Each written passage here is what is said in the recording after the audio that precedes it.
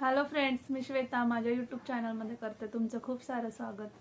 तर कसे आहात तुम्ही? आशा करते की खूप छान असतान आणि तुमचा आजचा दिवससुद्धा खूप छान जावो.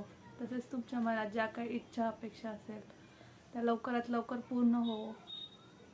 तर आता झालेले आहे सकाळ आणि माझा नाश्ता वगैरे बनवून झालेला आहे आणि स्वरा गेलेले आहे स्कूलला आणि शौर्यसुद्धा झोपेतून उठलेला आहे. तर शौर्य आणि मी नाश्ता करून घेणार आहे. काल आम्ही काय घेतलेलं आहे ते तुम्हाला मी पुढे व्हिडिओमध्ये दाखवणारच आहे.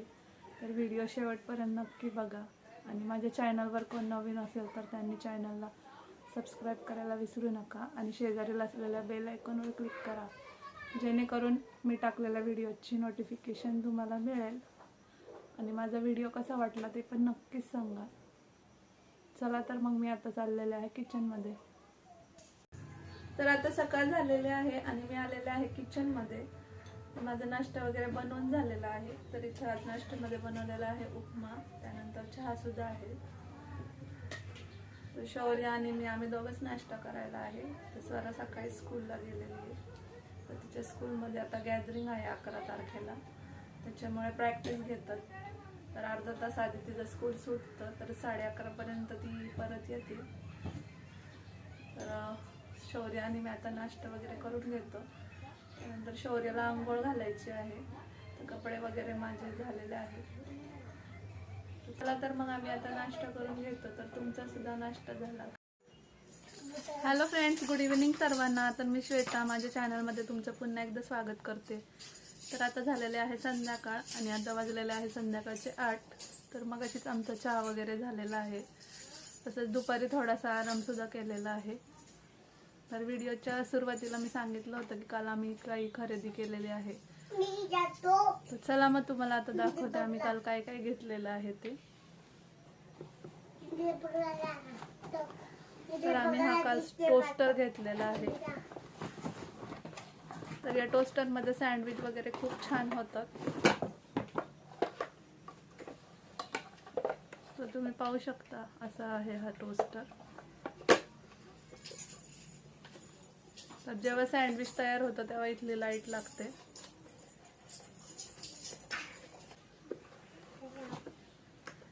तर याच्यामध्ये सँडविच खूप छान होतं. फक्त ब्रेड आणावे लागतात आणि आपल्याकडे जे काही व्हेजिटेबल्स वगैरे असतात ते त्याच्यामध्ये ॲड करायचे. आणि घरामध्ये माझ्या टोमॅटो केचप, तसेच red chilli sauce, green chilli sauce, soya sauce, mayonnaise वगैरे असतंच. फक्त चीज वगैरे आणावं लागतं. तर ब्रेडमध्ये असे काही व्हेजिटेबल्स वगैरे टाकून खूप छान असं सँडविच बनतं. किंवा आपल्या घरामध्ये एखाद्या वेळेस एक्स्ट्राच्या भाज्या राहिल्या तर त्या आपण ब्रेडमध्ये टाकून सुद्धा ह्याच्यामध्ये खूप छान टोस्ट होतात. तर मला तर हे खूप आवडलेलं आहे. तर एखाद्या वेळेस आपल्या घरी कोण अचानक आलं आणि आपल्याकडे वेळ कमी असेल तर तेव्हा सुद्धा आपण याच्यामध्ये फक्त कांदा, टोमॅटो, तसेच कोथिंबीर, म्हणजे जे काही आपल्याकडे अवेलेबल असेल ते त्याच्यामध्ये घालून सुद्धा खूप छान सँडविच बनतात. तर एखाद्या दिवशी मी तुम्हाला हे नक्कीच दाखवेल. कसा वाटला तुम्हाला माझा हा टोस्टर ते कमेंटमध्ये नक्कीच सांगा.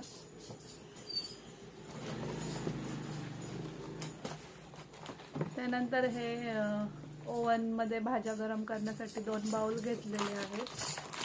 ते सुद्धा तुम्हाला दाखवते. तर हे 2 बाउल आहे.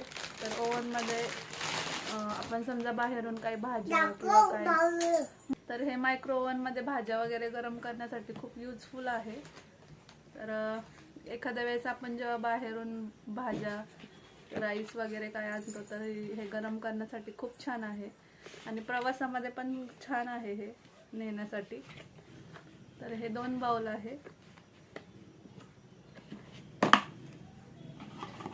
इथे पाहू शकता तुम्ही.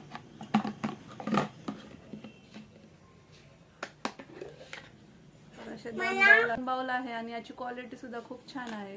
तर इथं त्याला झाकण पण दिलेलं आहे. तर ओव्हनमध्ये तर हे यूज होईलच, पण आपण कुठे बाहेर चाललेलो असेल तेव्हा सुद्धा हे युजफुल आहे. मला तर स्पेशली हे खूप आवडलेलं आहे. तुम्हाला कसं वाटलं ते पण नक्कीच सांगा. आता मला संध्याकाळचा स्वयंपाक वगैरे करायचा आहे. तर तो स्वयंपाक वगैरे करते आणि नंतर तुमच्याशी बोलते. तर इथे मी पातळ भाजीमध्ये बनवलेला आहे हिरवा मूग. त्यानंतर इथे चपात्या झालेल्या आहेत. आज मेथीची भाजी बनवली आहे आणि भातसुद्धा झालेला आहे.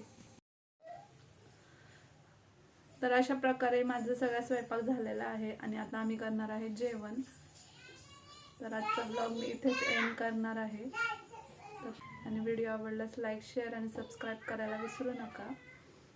तर उद्याचा व्हिडिओसुद्धा तुमच्यासाठी काहीतरी चांगलाच असणार आहे. तर चला मग भेटू उद्याच्या नवीन एका व्हिडिओमध्ये. तोपर्यंत काळजी घ्या.